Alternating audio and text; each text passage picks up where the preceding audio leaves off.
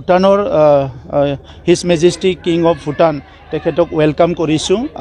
আমি দীঘলীয়া এটা বৰ্ডাৰ আমি শ্বেয়াৰ কৰোঁ ভাৰত আৰু ভূটানৰ মাজত আমাৰ বড়োলেণ্ড এৰিয়াৰ বা অসমৰ যিটো বাউণ্ডাৰী সেই এৰিয়াত তেখেতসকলৰ লগত আগৰ সময়ত আমাৰ অঞ্চলৰ পৰা কিছুমান বন্দুকধাৰীসকলে তাত শেল্টাৰ লৈছিলে বা কিছুমান কাৰ্যকলাপ হৈছিলে, সেইটো লৈ পেলাই তেখেতসকলৰ এটা ভয় আছিলে। কিন্তু আমাৰ প্ৰধানমন্ত্ৰী নৰেন্দ্ৰ মোদী ডাঙৰীয়াৰ নেতৃত্বত, গৃহমন্ত্ৰী অমিত শ্বাহ ডাঙৰীয়াৰ নেতৃত্বত আৰু অসমৰ মুখ্যমন্ত্ৰী ডক্টৰ হিমন্ত বিশ্ব শৰ্মা ডাঙৰীয়াৰ নেতৃত্বত যেতিয়া আমাৰ অঞ্চলত স্থায়ী শান্তি আহিল, NDB মূল খুঁটিলৈ আহিল, তেতিয়া ভূটান ৰাজ্যখনে খুব ভাল পাইছে আৰু আমাৰ অঞ্চলৰ পৰা কোনো তেনেকুৱা এতিয়া আণ্ডাৰগ্ৰাউণ্ড বা বন্দুকধাৰী তেখেতসকলৰ টেৰিটৰীত নাই।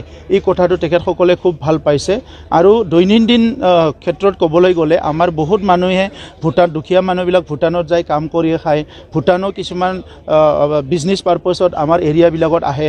চ' এই ইণ্টাৰনেশ্যনেল বৰ্ডাৰটো পিচ কৰি ৰখাটো খুব দৰকাৰ আৰু সেইটো আমি মেইনটেইন কৰিব পাৰিছোঁ। ভাৰত চৰকাৰে, অসম চৰকাৰে সেইটো মেইনটেইন কৰিব পাৰিছে। সেইকাৰণে মইতো ভাবোঁ যে বেলেগ বৰ্ডাৰতকৈ খুব ফেন্সিং নোহোৱা পিচফুল বৰ্ডাৰটো between Bhutan and India. So' সেইকাৰণে আজি হিজ মেজেষ্টি কিং আহিছে, আমি তেখেতক ওয়েলকাম কৰিছোঁ আৰু তেখেতৰ ভিজিটটো যাতে সফল হয় ইয়াৰ কাৰণে আমি ঈশ্বৰৰ ওচৰত প্ৰাৰ্থনা কৰিছোঁ।